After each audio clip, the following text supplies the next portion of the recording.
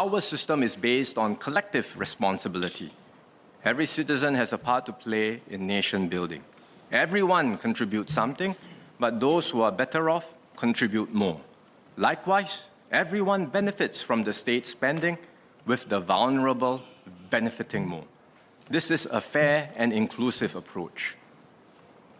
Last year, besides the GST rate increase, I made major changes to strengthen our tax structure, including raising the personal income tax rates for top income earners, as well as the property tax rates for higher value owner-occupied residential properties and all non-owner-occupied residential properties. This year, I will make further adjustments to our tax system. I will adjust the buyer's stamp duty regime, which applies to all purchases or receipt of gifts of immovable properties in Singapore. I will introduce higher marginal buyer stamp duty rates for higher value residential and non-residential properties. For residential properties, the portion of the value of the property in excess of $1.5 million and up to $3 million will be taxed at 5%, while that in excess of $3 million will be taxed at 6%, up from the current rate of 4%. The changes are expected to affect 15% of residential properties.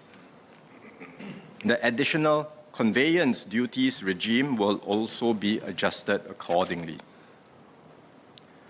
For non-residential properties, the portion of the value of the property in excess of $1 million and up to $1.5 million will be taxed at 4%, while that in excess of $1.5 million will be taxed at 5%, up from the current rate of 3%.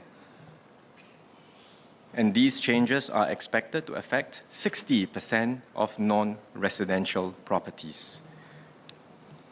The changes to the BSD regime will apply to all properties acquired from tomorrow. This is expected to generate an additional $500 million in revenue per year. But the actual amount will depend on the state of the property market.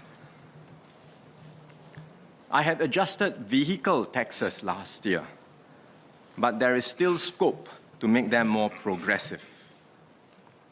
I will therefore adjust the additional registration fee or ARF rates to better differentiate between the higher-end cars and also tax luxury cars at a higher rate. Buyers of cars with open market value or OMV of more than $40,000 will pay higher marginal ARF rates than they do today, and in particular for the highest OMV tier, the revised ARF rates will be 320%, up from 220% today. Currently, the preferential ARF rebates are sized as a percentage of the payable ARF.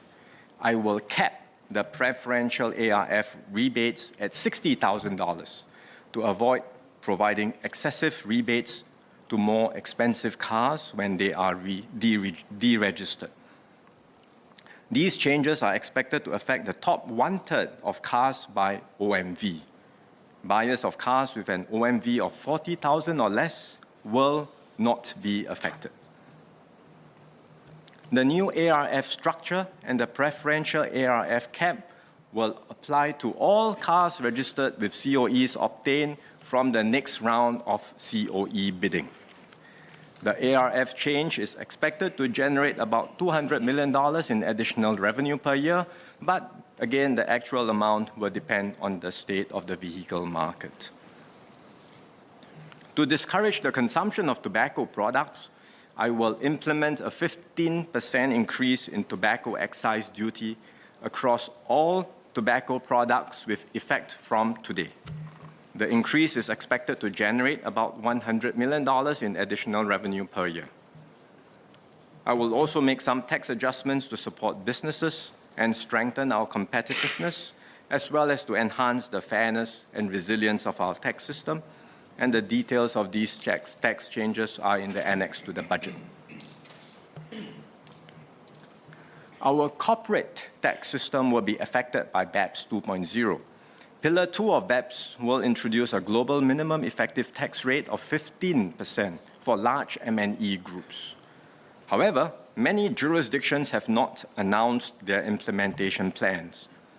Some key parameters of Pillar 2 have only been finalized this year, while others remain under discussion at the international level.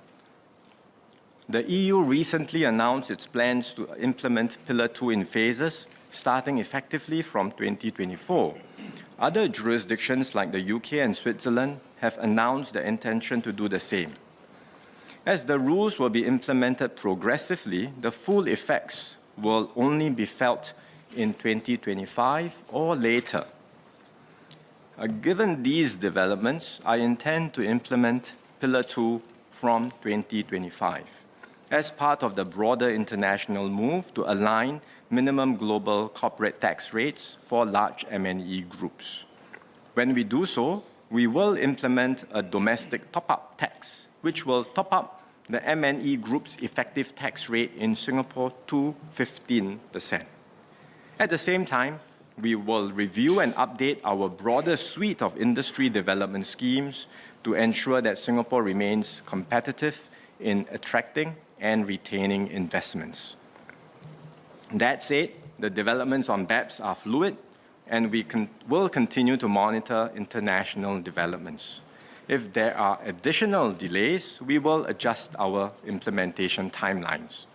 We will continue to engage companies and give them sufficient notice well ahead of any changes to our tax rules or schemes.